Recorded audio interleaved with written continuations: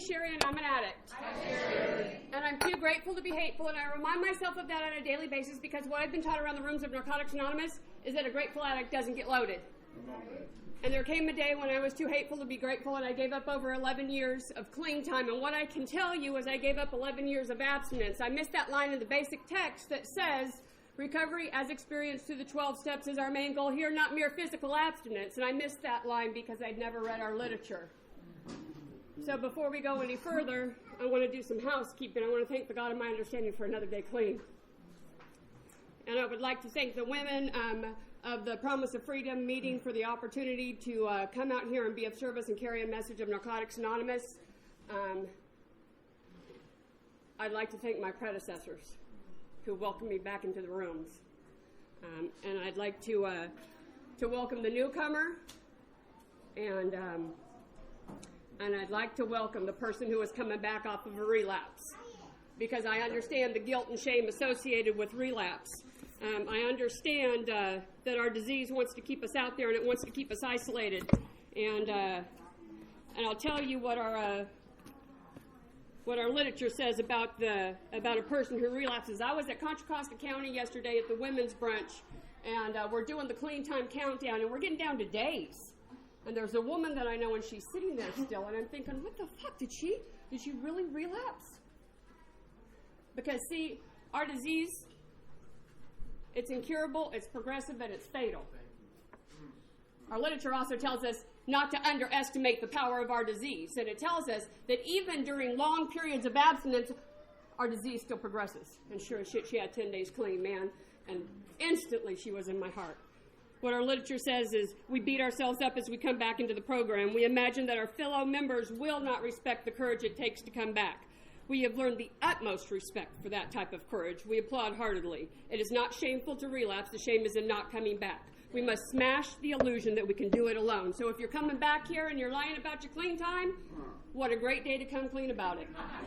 Man, the shame isn't in the relapse. The shame isn't in coming back. When I was in treatment, man, H and I came in, and there were 5 men that came in at different periods. I'll call them back later. There were 5 men who came in, and they carried the message, and what they carried was the message of love. And they told me, I didn't even realize that it was out of the basic text. Like I said, I didn't read our literature. I didn't know that when they told me the shame wasn't in the relapse, the shame isn't not coming back, that that's directly out of our literature. And they shared that with me. They loved me back into the rooms. They said, we don't care, Cheri, just come back. And when I heard that the shame was in not coming back, my ego dictated that I come back.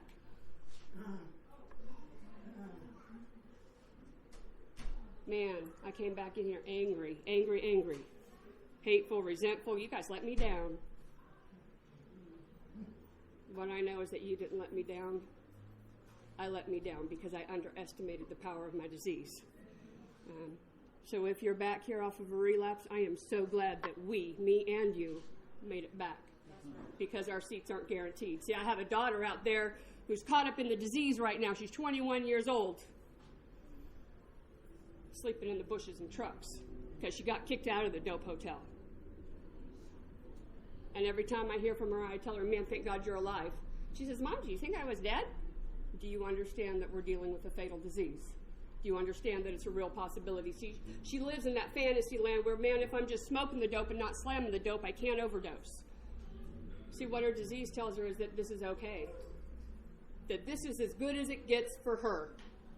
That life, it's for the other girl.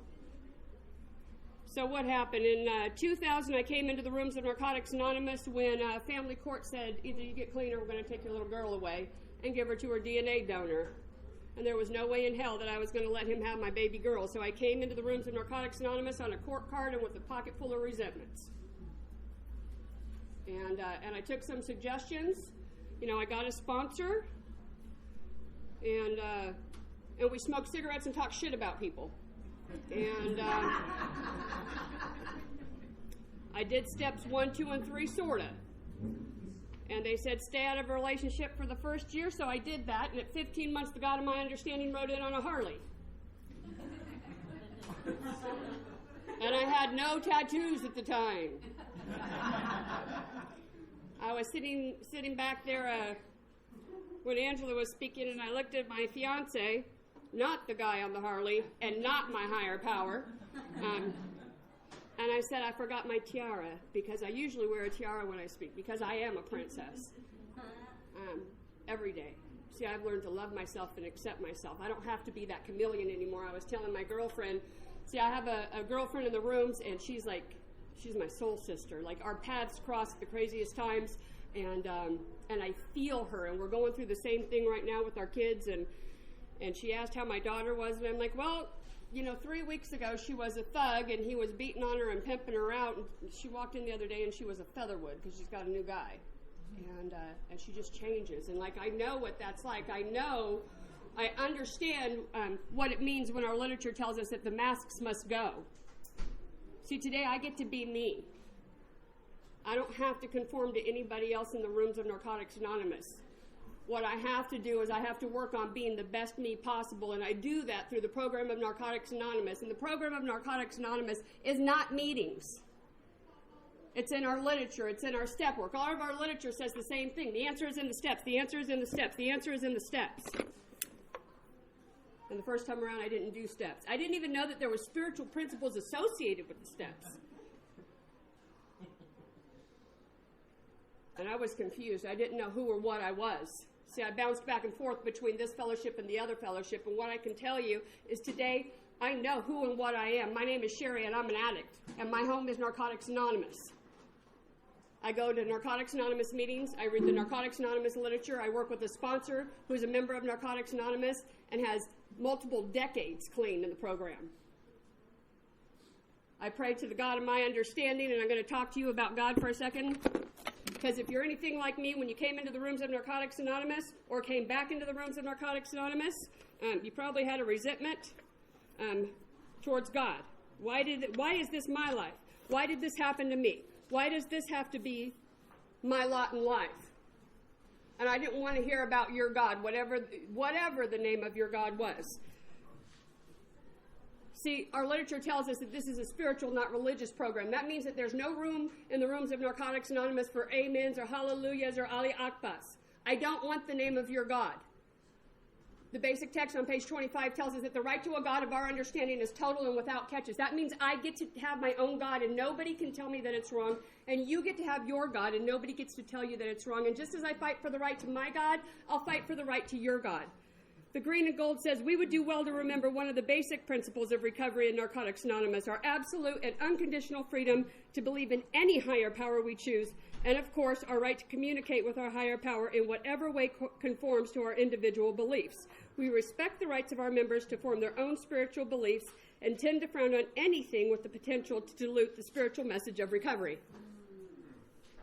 I talk best to my God when I have the top off my car and I'm driving way too fast with the music way too loud. My mother would have a heart attack. What I know is that I don't care who you pray to or how you pray. I care that you pray. So I stuck around the rooms for a little while. I didn't do any work. I would take people into my home because money and property and prestige had caught up to me, and I bought a house, and we had the bikes, and we had the vehicles, and I had a great job, and my kid was in color guard, and it was all to look good. And looking back, it didn't look that good. And I would take people into my home and let them kick, or if they're down and out, I would help them out. And my best friend at the time called and said that she had lost her job and she was on the verge of being evicted, and I moved her into my home, and eventually desire and opportunity met. And the God of my understanding slept with my best friend. And I had no foundation in the rooms. My world fell apart. I didn't have numbers of anybody in my phone. I felt a lot of guilt and shame around his infidelity, and after doing some work around here, what I know is that's not mine to own. I'm a good woman, and I'm a faithful woman, and I was faithful in that relationship. He's the one who has to work on that one. And so my life spiraled out of control. My daughter quickly got into her disease. And my disease told me that it was better for my child at 15 years old to use in my home than it was to run around the streets in West Modesto. So I started sleeping with the disease. It was everywhere in my house. My house became the house that moms came to and said, if I ever catch my kid in your house again, I'm going to call the cops on you. My door was never locked, even though I worked night shift. There were people in and out of my house at all hours, and I didn't even know who they were. And they were drinking this stuff that looked like Kool-Aid, and I wanted it. And nobody would give it to me. And see, in the other program, they're only concerned about alcohol. See, this is an all-inclusive program. When I say I'm an addict, that means I'm addicted to everything. I'm addicted to feel good, whatever shape it comes in. Whether it be a hymn, whether it be leather handbags, because there's, don't you know. Whether it be food, whether it be drugs, whether it be sleeping. See, my disease will manifest in all areas of my life. And so I was taught how to chase prescriptions in the other program, and I work in the medical field, so it's really easy for me to tell the doctors exactly what they want to hear in order for me to get exactly what I want, even though I've told them that I'm an addict. No, I'm good. It's okay. You can up that Norco dose. I had a pocket full of meds before I ever picked up the alcohol. I know that our literature tells us that we don't care what you used, but I'm here to tell you that alcohol is a drug. I'm here to tell you that methamphetamines was a cakewalk for nearly a decade for me.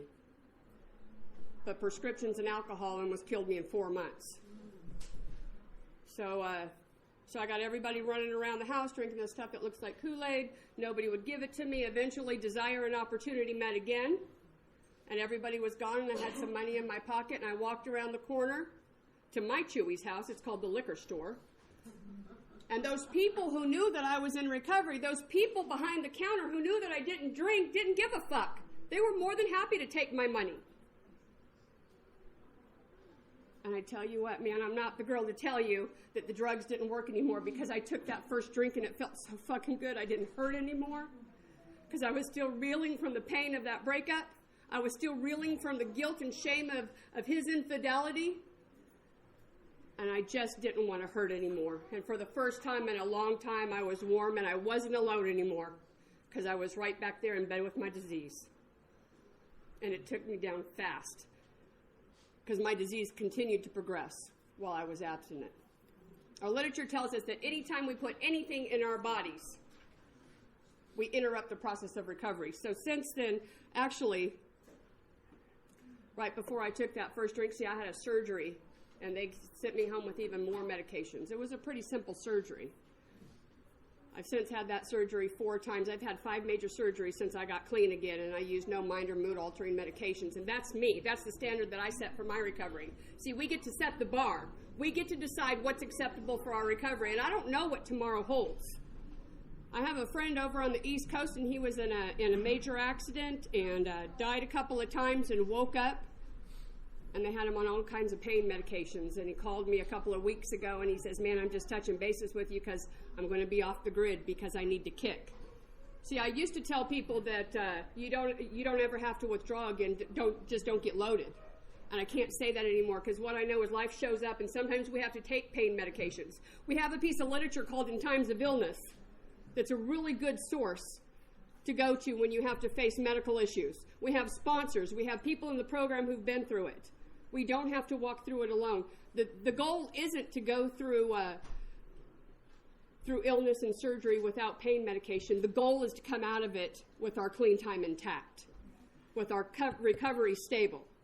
And by the grace of God, I've been able to do that. I had 2 surgeries 3.5 weeks apart this summer, and man, the second one I woke up and I thought, oh my fucking God, I can't do this. I can't do this. And then I told myself, man, just take a deep breath for a second. Think about it and evaluate your pain, because my disease will tell me right off the gate, you got this coming. This is a freebie for you. It's justified. Justification and rationalization will get me loaded. So man, my life spiraled out of control. Within 4 months, I was on the verge of being homeless. My utilities were about to be shut off, and I showed up to work loaded on February 17th of 2012. I'm a neonatal respiratory care practitioner in an intensive care nursery in Modesto, and I showed up loaded to take care of a baby that weighed 15.5 ounces. I was so loaded I was wearing 2 different pairs of shoes. And what I know is that that my bottom might not look like your bottom, but the pain associated with our bottoms is really, really similar. It feels the same for us. I don't know how many people know what it feels like to go to work loaded when you're caring for critically ill babies. I don't know how many people have went to work. I don't know how many people have that same bottom, showing up with somebody's life in your hands. But whatever it was, whatever that pain and devastation that's associated with your bottom, whatever the guilt and shame is associated with your bottom, I understand it. I know. Even if our disease doesn't look the same, our literature tells us that the only differences in the rooms of Narcotics Anonymous is the depth of our disease and the rate of our recovery. My disease may not be the same places, may not have taken me the same places that your disease took you, but I understand. I get it. And the first time around, all I looked for was the differences. I'm not like you. Nope, not like you at all. I have a college education. I came from a good family. I wasn't abused. My parents are still married. I have a decent income. Fuck that. The disease of addiction does not discriminate. It does not discriminate.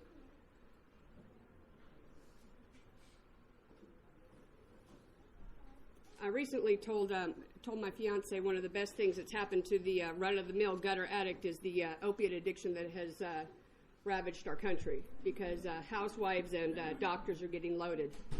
And finally, people are paying attention to the disease of addiction. Finally, somebody has to look at it other than a moral deficiency. Perhaps we're not bad people. Perhaps we're sick. I want to talk to you for a second about the disease of addiction. What it says in our literature about it. The physical aspect of our disease is the compulsive use of drugs, the inability to stop using once we have started. The mental aspect of our disease is the obsession or overpowering desire to use even when we are destroying our lives. And the spiritual part of our disease is our total self-centeredness, denial, substitution, rationalization, justification, distrust of others, guilt, embarrassment, dereliction, degradation, isolation, and loss of control are all results of our disease.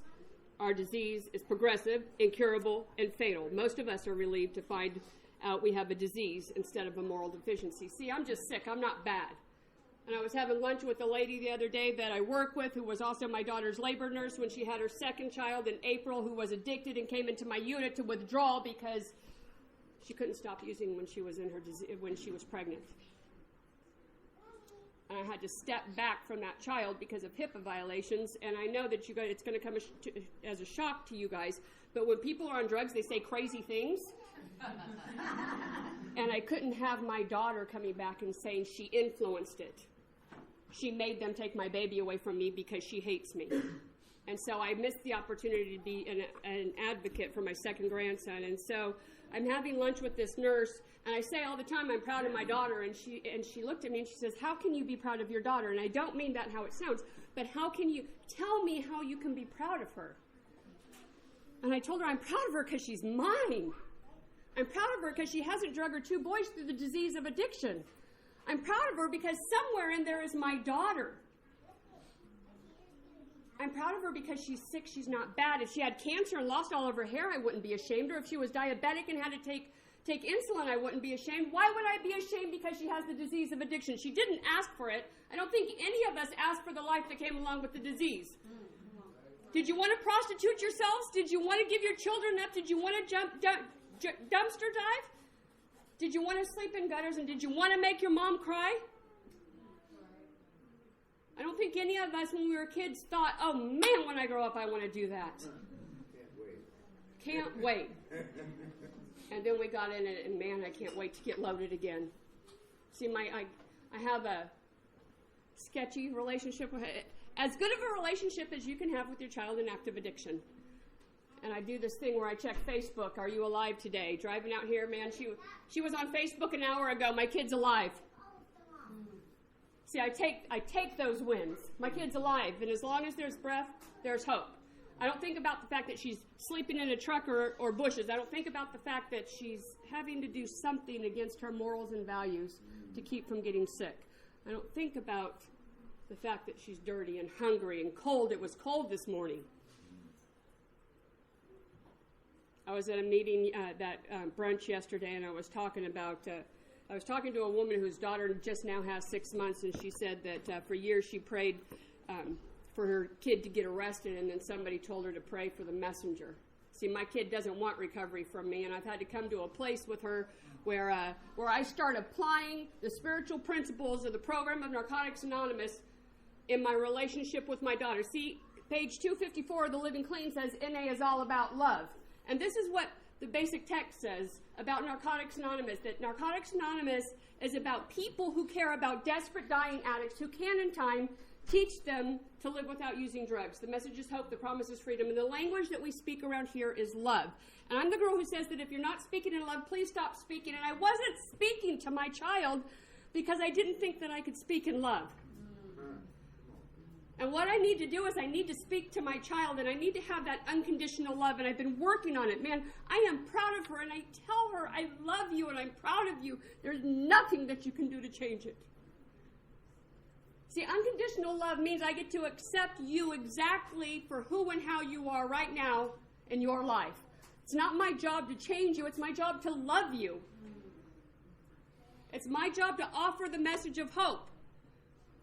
That an addict, any addict, even my kid and even your son, can stop using drugs, lose the desire to use, and find a new way to live. There's only one promise offered in the program of Narcotics Anonymous, and that's freedom from active addiction.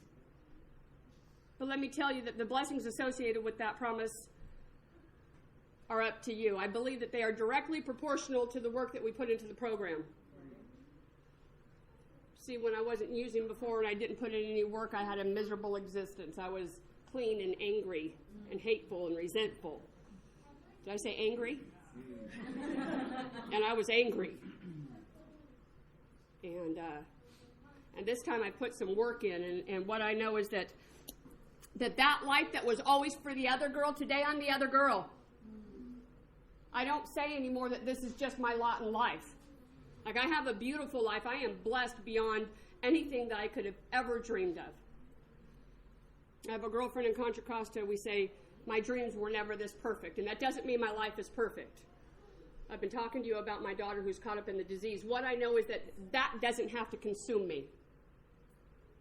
It doesn't have to be the focal point of my life. What I know is that my daughter has made some poor decisions. I have 2 grandsons. One is a guardianship case and one is a CPS case. And I struggled and did a lot of work around the fact that I was not willing to take them.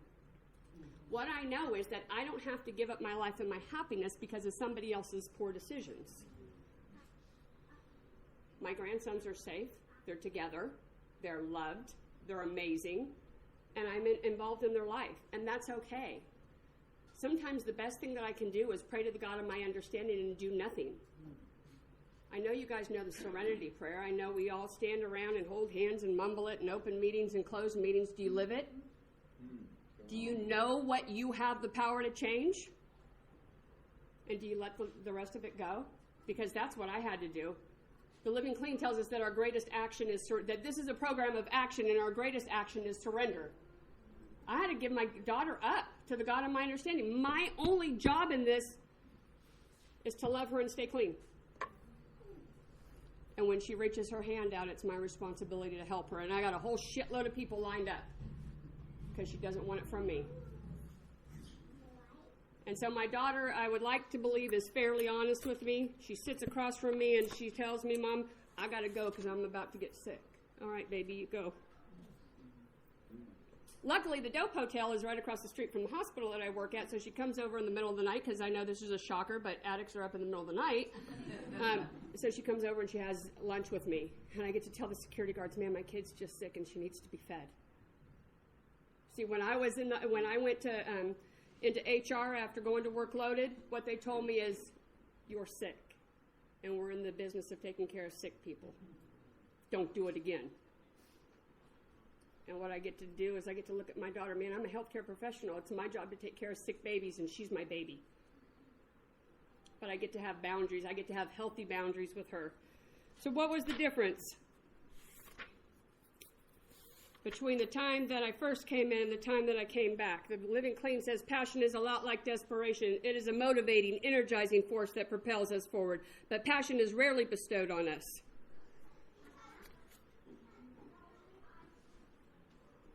It comes from within. The more we draw on our passion, the more of it we have. The same tools that brought us from the brink of death can continue to bring us miracles beyond measure when we learn to fuel our journey with passion and excitement rather than pain and desperation. There is a transition that happens to each of us in the process of recovery, an indefinable moment when we move from desperation to passion. It goes on to say, something different happens as we move into recovery motivated by passion, hope, and excitement. We are released into our own lives. We are free to discover the capacity of our own hearts. We are a vision of hope. We don't just recover, we thrive. The change we seek is in our ideas and our attitudes. We are so grateful for the recovery we can see in ourselves and the people around us. Great rewards are always waiting for us if we are willing to make the effort. The gift is freedom. If we're willing to make the effort. A change in our ideas and our attitudes. See, our literature defines recovery as an active change in our ideas and our attitudes. Active. That doesn't mean I just change it once. It means it's constantly changing. Because what I thought to be true yesterday might not be my truth today. When I thought that the best thing that I could do was not speak to my daughter because I didn't have anything nice to say, is not my truth today. My truth today is I need to be available to her. I need to be emotionally available to a suffering addict. She's my suffering addict. Our basic text tells us that complacency is the enemy of members with substantial clean time, and our Living Clean goes on to say that complacency lies in the gulf between desperation and passion. Not only do we risk losing what we have, we miss out on the opportunity to get even better. Not seeing the hope that lies before us, we stop seeing the fear that lingers behind us. Rather than moving from desperation to passion, we move from desperation to complacency. It may be better than what we had, but we are still shortchanging ourselves. I shortchanged myself around the rooms of Narcotics Anonymous for a long time. And I want the full issue this time. I want everything that the God of my understanding and the program of Narcotics Anonymous has to offer. How much work are you willing to put in for the gift of freedom? See, I don't want to be controlled by my disease anymore. A couple of weeks ago, I was supposed to meet my daughter, and, it didn't happen, and it didn't happen the next day, and she called me crying, truly crying. Mom, I'm sorry. Mom, I'm sorry. I said, baby, you don't got to apologize. This isn't you. You are controlled by your disease. I was just thinking, literally, how grateful I am that the disease no longer dictates where I go, what I do, and who I see. I get to make choices today, and I get to make healthy choices. That being said, I get to choose what my recovery looks like, because nobody is going to do my step work for me. Nobody is going to make me go to a meeting, and nobody is going to keep me clean. See, that other guy that I was with, he had substantial clean time. Clean time doesn't equal recovery. That's what our literature tells us. It also tells us that clean time speaks for itself. What I know is that I used to think substantial meant the number of years that I had, and substantial is defined as being of considerable value, importance, or worth. My 6 years and 8 months is important to me. It means a lot to me. It means a lot more to me than the 11 years of abstinence that I gave up. I guard my recovery. The Just for Today for January 1st talks about vigilance. We keep what we have only with vigilance. Basic text, page 60. The basic text, or the definition of vigilance is the action or state of keeping careful watch for possible dangers or difficulties. See, I don't need to worry about Chewy or the liquor store or the dope house or the pharmacy. I need to worry about what's going to sneak up on my ass from behind and take me out. Vigilance is a daily accomplishment. We strive to be constantly alert and ready to deal with signs of trouble. Daily prayer, regular meeting attendance, and choosing not to compromise spiritual principles for the easier ways are acts of vigilance. We take inventory as necessary, share with others whenever we are asked, and carefully nurture our recovery. Above all, we stay aware.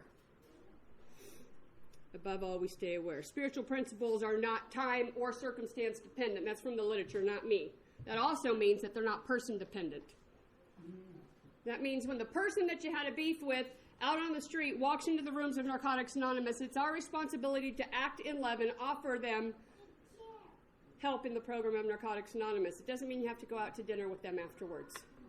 But we're in the rooms of Narcotics Anonymous. This needs to be a neutral territory where people feel safe. It needs to be a place where we can come in and share our truths and then not hear about it at the next meeting over. It needs to be a place that's judgment-free. And then we tell you to stick with the winners.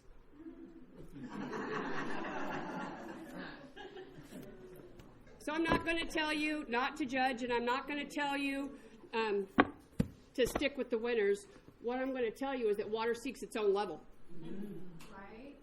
Who you hanging out with? Level up, because I tell you what, man, I'm pretty picky about who I hang out with. March of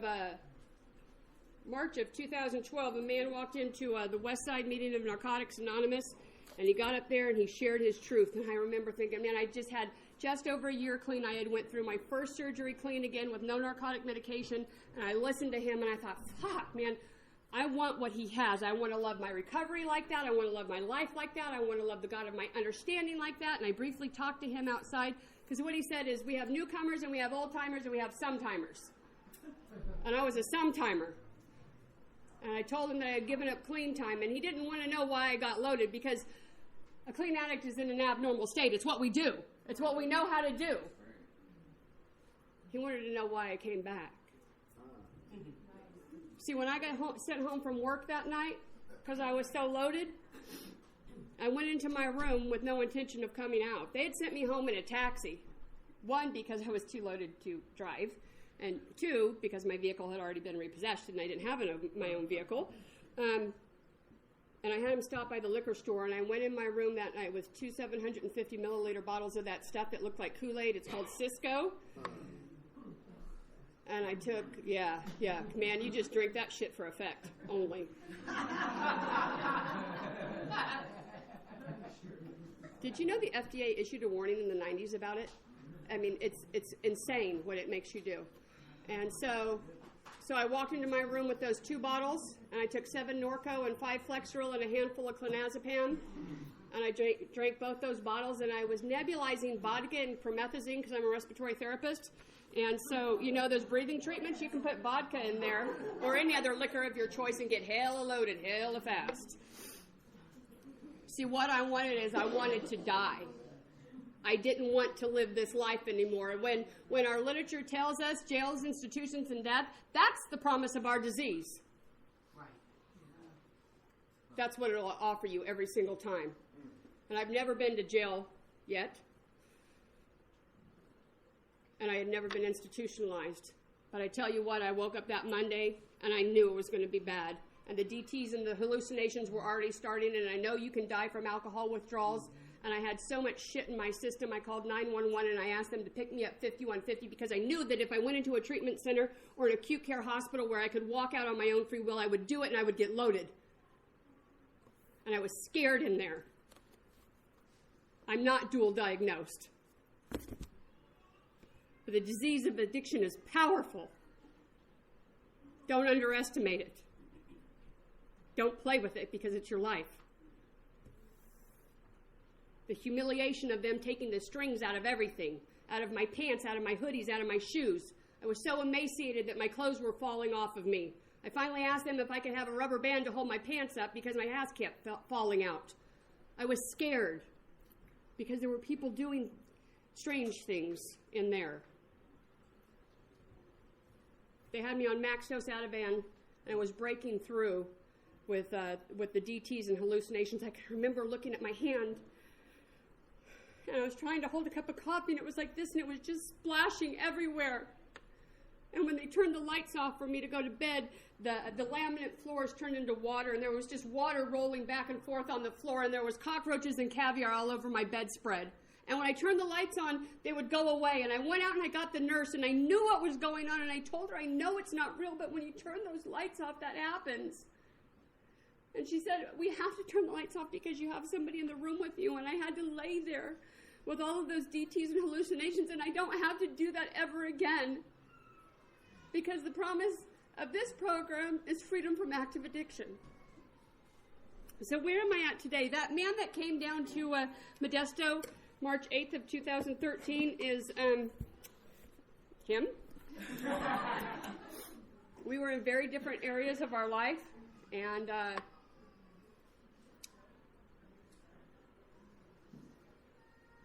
now I'm going to marry him. Yeah. What I know is that I didn't ask for this life. Like, my best dreams were to get early onset dementia, be put into a home, and leave a wake of financial wreckage behind me. What I know today is that I'm not married yet because I'm in the middle of a Chapter 13 bankruptcy, and to get married would be financial sabotage because they'll take his money along with all of the money that they're taking of mine.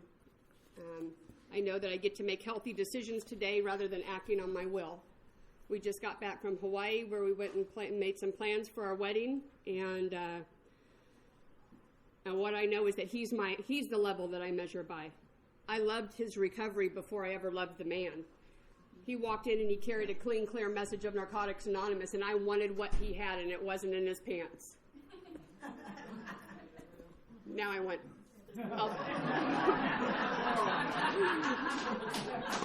I want the whole package.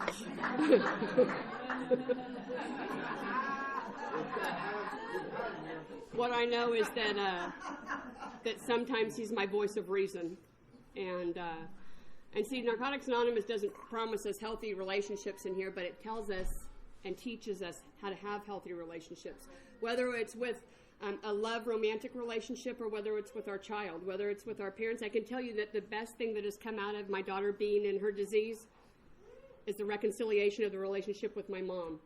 See, when I was in treatment and she came to visit me, I told her, man, Mom, all I've ever wanted from you was your unconditional love and your approval. And she looked me up and down and she said, all of your tattoos and all of your piercings and your drug use, I don't approve of that. And as far as unconditional love goes, I don't love you unconditionally. I'm not God.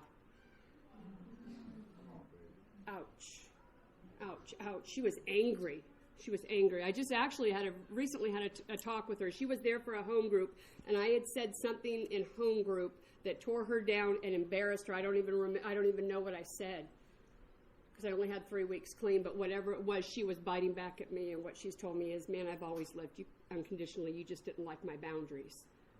She's been my greatest teacher with my daughter. See, I get to love her unconditionally with boundaries, and it might not look and feel like she wants it to look and feel.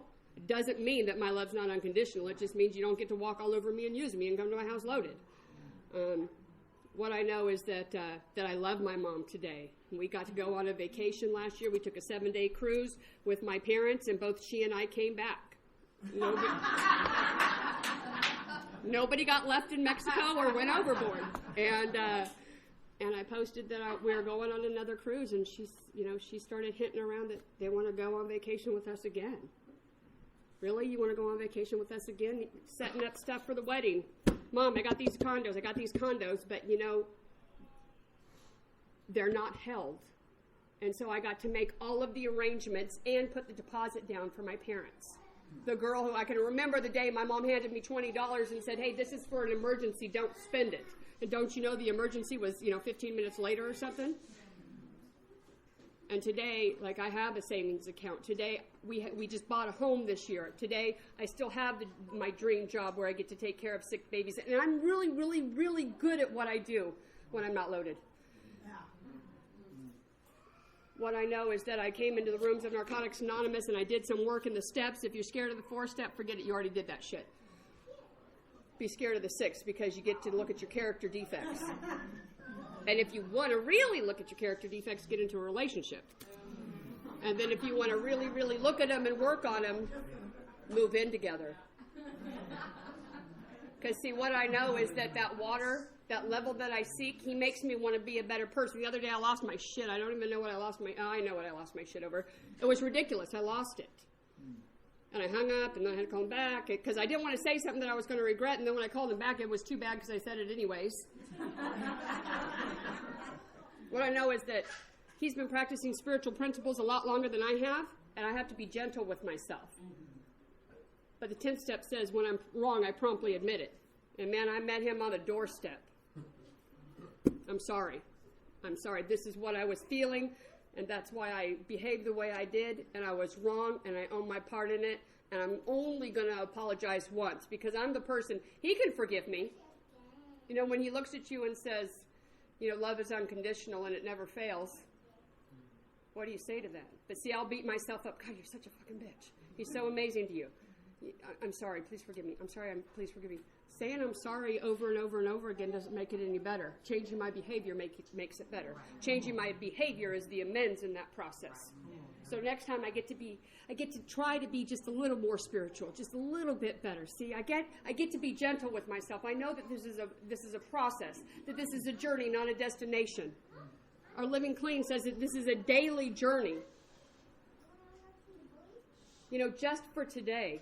That little girl who relapsed and had 10 days yesterday, man, I hugged her afterwards and we cried together. And I told her, man, you're clean today. So just for today, you're my hero. And if you stay clean tomorrow, just for tomorrow, you'll be my hero. But you got to make it till tomorrow.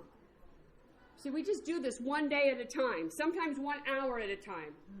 One crisis at a time. And one victory at a time. Because it's really easy to get loaded when things are going good, too. What I know is that I don't want to get loaded anymore. I don't want to give up my life. What I know is I want to be clean when my daughter walks into the rooms of Narcotics Anonymous and says, I need help. And I get to throw her in the car and take her to other people. I do. That's my truth and that's my reality. She's already told me. She told me once in a counseling session, Mom, I can't find my place in the rooms of Narcotics Anonymous. You're too big. You're a goddamn NA guru with rainbow shooting out your ass. I told her, well, eat some Lucky Charms. Maybe you can have rainbow shooting out your ass, too. We were in a counseling session, and she didn't think it was too funny. And what I know is my daughter and I have always had each other's back. When the counselor said, I don't think that's effective communication, I looked at my kid, I said, did you get it? And she says, yeah, did you get it? And I said, yeah. And we looked at her and said, what's your problem? My daughter's still my daughter. She's just sick. And about 1.5 years ago, I made a decision not to bow under the stigma of the disease of addiction that I never asked for. I didn't want it, but I got it. And it's my responsibility to do something about it. So I'm going to share just one more thing because I got 2 minutes. I'm going to talk to you about unconditional hope because we hear about unconditional love in the rooms of Narcotics Anonymous, and our literature addresses unconditional hope. And I've been taught that the only spiritual principles that you can give away are love, hope, and courage. And my girlfriend, when we need hope shots, because our kids, we haven't heard from them, I give her my hope. What it says is hope begins when we think that it might be possible for us to stop using against our own will and stay clean. We find it again and again as our journey continues. In the dark moments, when we realize we can go on anyway, and in our triumphs, it is possible. It's possible that we can break the cycle. It's possible that we can exceed our dreams. It's possible that we are much more than we ever gave ourselves credit for. Each time we realize it's possible, our faith grows stronger. Hope doesn't end, no matter how much better or worse it gets. We know that there is still reason to look forward. We begin to experience unconditional hope. It goes on to say, each time we surrender, we find once more that the desperation that drives us to our knees fuels the passion that carries us forward. When hope manifests into reality, our lives change. Our experience affirms what we believe, and belief grows into faith. When our faith grows into knowledge, the program we once struggled to practice has become part of who we are. See, I don't want to be just a member of Narcotics Anonymous. I don't want to just talk the talk. I want to walk the walk. And if Narcotics Anonymous is all about love, I don't want to talk about it. I want to be about it. My name is Cheri H. Promise.